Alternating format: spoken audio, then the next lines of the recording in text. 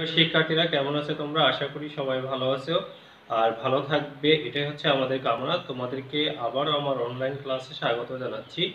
আশা করি তোমরা নিয়মিত স্টাডি করতেছো।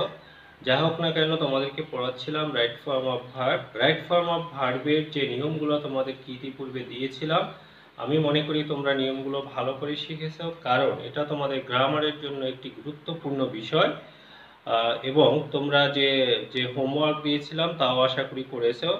এর পরবর্তীতে যে নিয়মগুলো আমরা আজকের যে নিয়মগুলো দিব সেগুলো অবশ্যই মনোযোগ সহকারে খেয়াল করো এবং বোঝার চেষ্টা করো। এবং তোমাদের যদি কোনো বিষয়ে কোনো কোশ্চেন থাকে অবশ্যই আমাকে জানাবে, ফোন করে হোক বা কমেন্ট বক্সে হোক, যা হোক না কেন। এর আগের নিয়ম, এরপরে দেখো রুলস 14, 14 নম্বর নিয়ম। কোনো সেন্টেন্সের মধ্যে যদি tomorrow,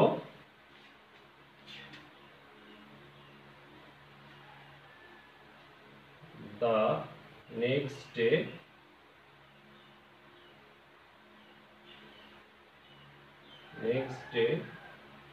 the day after tomorrow, the day after tomorrow,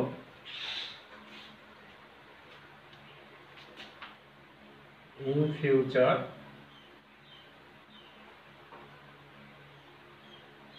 তাহলে খেয়াল করো, কোনো সেন্টেন্সের মধ্যে যদি tomorrow, the next day, the day after tomorrow, in future, অর্থাৎ এভাবে মনে করো দ্য ফলোয়িং ডে, মানে পরবর্তী দিন, এভাবে যদি ফিউচার, দ্যাট মিনস ভবিষ্যতের কোনো কিছু বোঝায়, তাহলে ওই সেন্টেন্সটি ফিউচার ইনডেফিনিট টেন্সের হবে। তাহলে next month, next week, next year, এভাবে যা কিছু বোঝাক না কেন সব কিছুতেই কি হবে? ফিউচার ইনডেফিনিট টেন্স হবে। আমরা উদাহরণে দেখে নেই। দেখো, হি গোস দেয়ার দ্য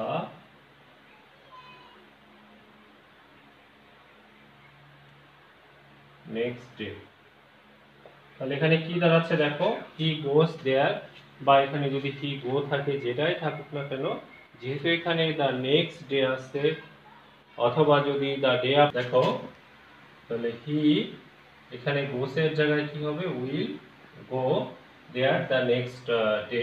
দেখো, যে বিষয়টি বলতেছিলাম যে দ্য ডে আফটার টুমরো বলতে মানে আগামী পরশু দিন, দ্য ডে মানে দিন, আফটার মানে হচ্ছে পরে, টুমরো মানে আগামীকাল, তাহলে আগামীকালের পরের দিন হচ্ছে কি আগামী পরশু দিন। এভাবে যদি আমরা বলি দ্য ডে বিফোর ইয়েস্টারডে, তাহলে হবে গত পরশু দিন। যাই হোক না কেন, তাহলে এখানে গোস এর স্থলে কি হবে? Will go. যেমন মনে করো আরেকটি উদাহরণ, they return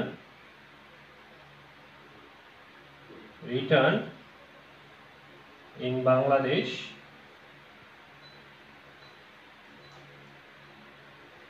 they return in Bangladesh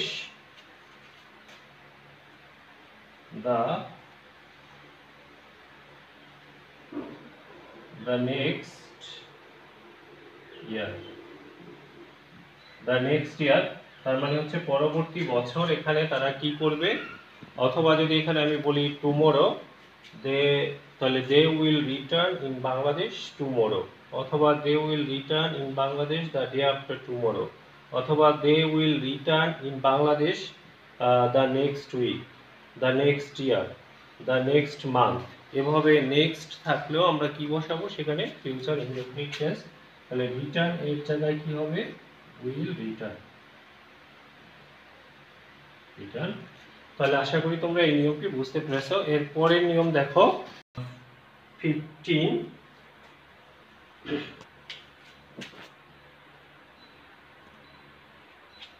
এখানে নাম্বার 15 শুরু করার আগেই যে বিষয়টা তোমাদেরকে বলে রাখি, আমরা পড়াচ্ছি রাইট ফর্ম অফ ভার্ব। তাহলে রাইট ফর্ম অফ ভার্বের যে যে বিষয়গুলো আছে খুঁটিনাটি, তা আমাদের জানা অবশ্যই দরকার। তোমাদেরকে এর আগে কিন্তু আমি যে কোন ভার্বের সাথে এস বা ইয়ের যোগ হয় যখন third person singular number present indefinite tense হয় সেগুলো বলেছিলাম।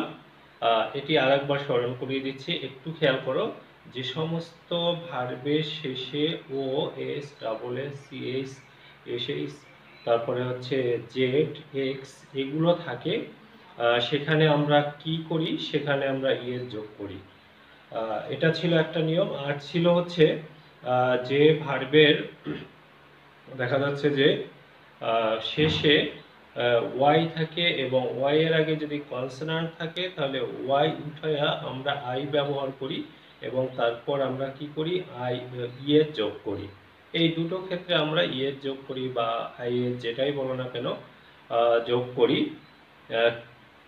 কিন্তু বাকি সকল ক্ষেত্রে আমরা শুধু এর যোগ করি। এখন যে বিষয়টা নিয়ে আমি কথা বলতে যাচ্ছি তা হচ্ছে যে সাবজেক্টের যেমন সিঙ্গুলার আছে, প্লুরাল আছে, ঠিক ভার্বেরও সিঙ্গুলার ভার্ব এবং প্লুরাল ভার্ব আছে।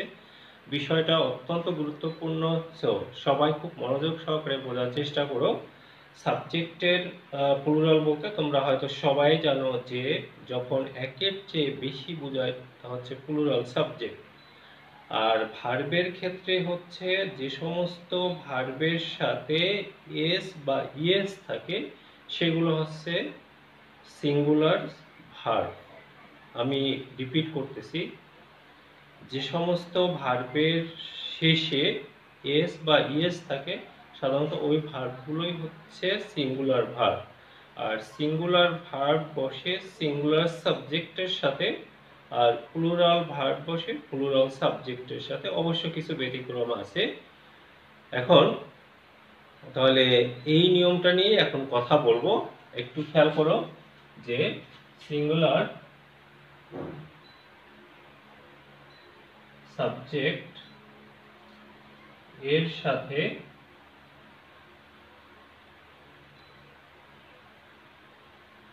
সিঙ্গুলার ভার্ব, সিঙ্গুলার সাবজেক্টের সাথে তাহলে কি সিঙ্গুলার ভার্ব, আর প্লুরাল সাবজেক্টের সাথে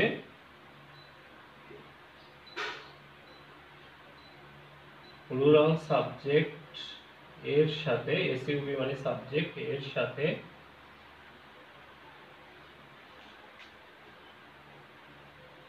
প্লুরাল ভার্ব। তাহলে সিঙ্গুলার সাবজেক্টের সাথে সিঙ্গুলার ভার্ব আর প্লুরাল সাবজেক্টের সাথে প্লুরাল ভার্ব। তাহলে তোমরা যে বিষয়টা বলছিলাম, প্লুরাল ভার্ব কি করে চিনবে? প্লুরাল ভার্বের সাথে বা শেষে, প্লুরাল ভার্বের শেষে সাধারণত এস বা ইএস থাকবে না। আর সিঙ্গুলার ভার্ব কি করে চিনবে? সিঙ্গুলার ভার্বের শেষে এস বা ইএস থাকবে। তাহলে কথাটা হচ্ছে কি রকম একটু দেখো। সিঙ্গুলার ভার্বের সাথে বা শেষে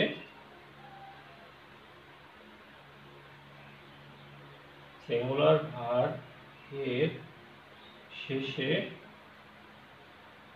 এস বা ইএস থাকবে, আর সিঙ্গুলার ভার্ব বসবে সিঙ্গুলার সাবজেক্টের সাথে। আমরা একটু উদাহরণ দেখে নেই। দেখো, the taste of mangoes,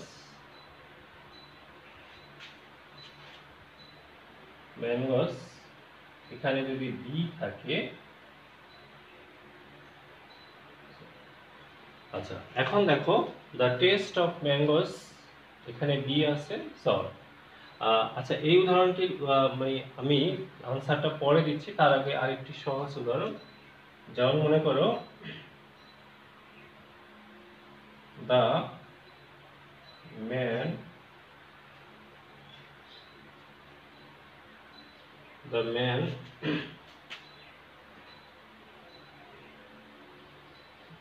beaver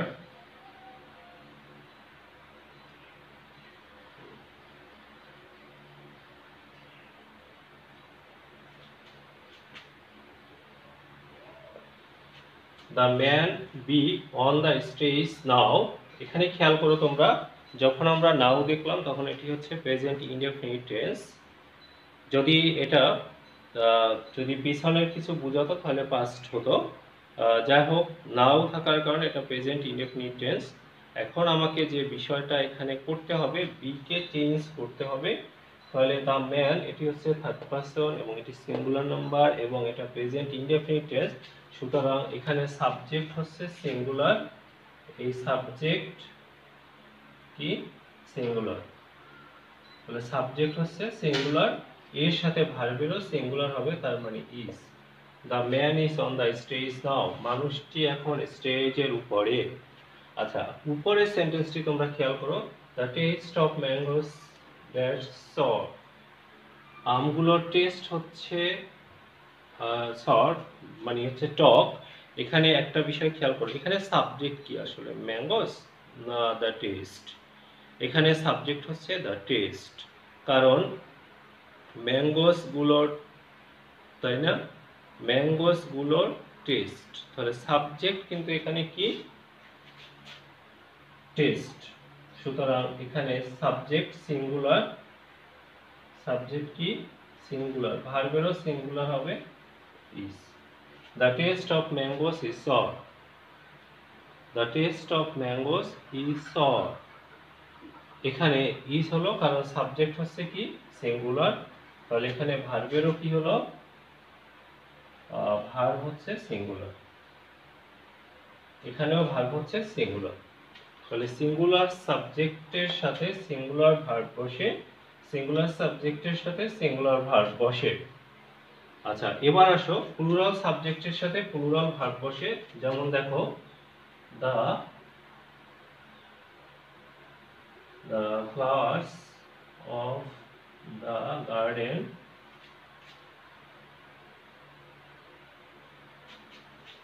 be verb, মনে করো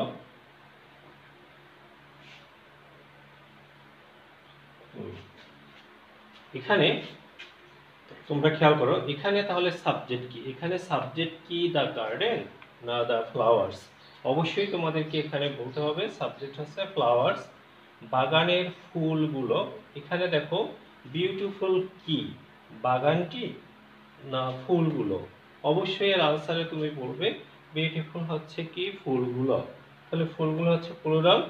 এখানে যেমন সর, সর কি ছিল, সর ছিল কি ম্যাঙ্গোস গুলো না ম্যাঙ্গোসের টেস্ট?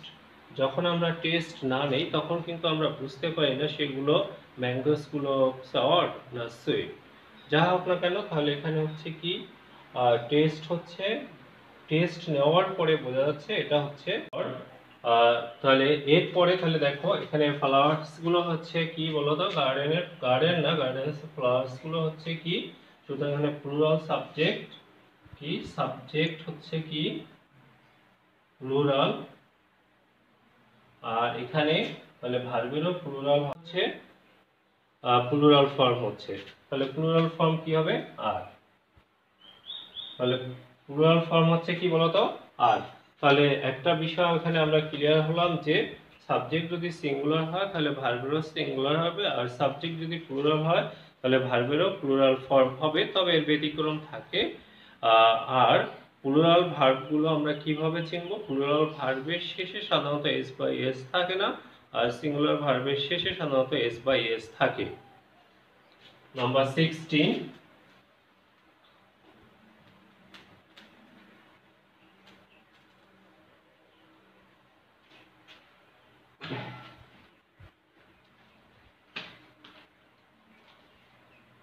নাম্বার 16 দেখো,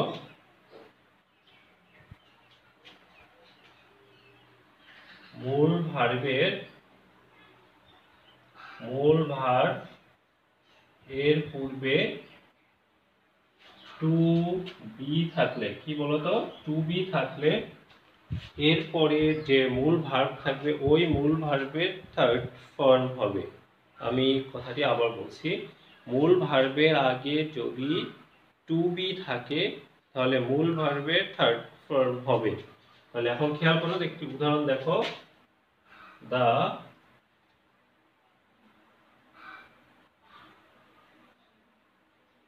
the community center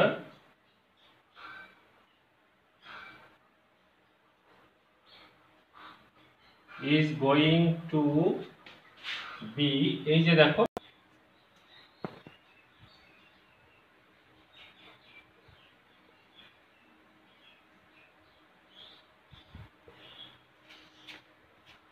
আচ্ছা, the community centre is going to be establish.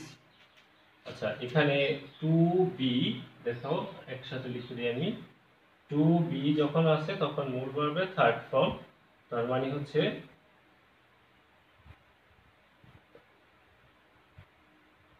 Two B established. তাহলে এখানে মূল ভার্বের কি হলো, থার্ড ফর্ম হলো। আবার আরেকটি উদাহরণ দেখো, আ ব্যাংক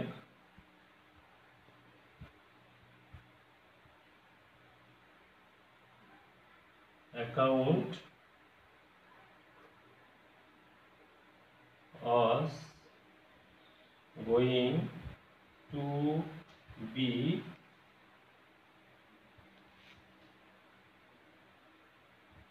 by him। তাহলে এখানে a bank account was going to be opened, তাহলে ওপেন হয়ে যাবে কি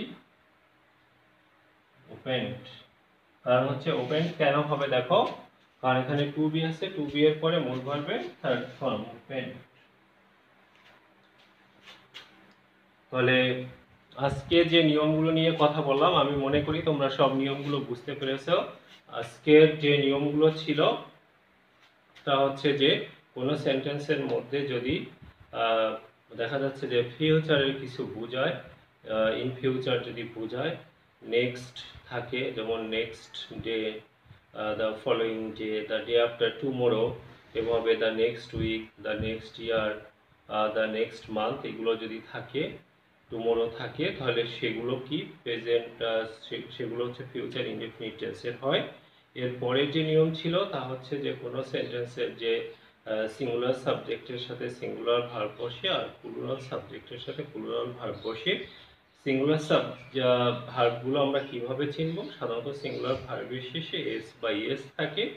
এরপরে যে নিয়ম ছিল যে যদি টু বি থাকে, টু বি থাকলে তার পরবর্তী মূল ভার্বের সবসময় থার্ড ফর্ম হয়। আশা করি সবাই নিয়মগুলো বুঝতে পেরেছ। আর আগামী ক্লাসে তোমাদের সবার জন্য সকল বোর্ড 2019 এর রাইট ফর্ম অফ ভার্ব, এগুলো সব তোমরা প্র্যাকটিস করবে। আর সে পর্যন্ত সবাই ভালো থাকো, সুস্থ থাকো, দেখা হবে আগামী ক্লাসে। আল্লাহ হাফেজ।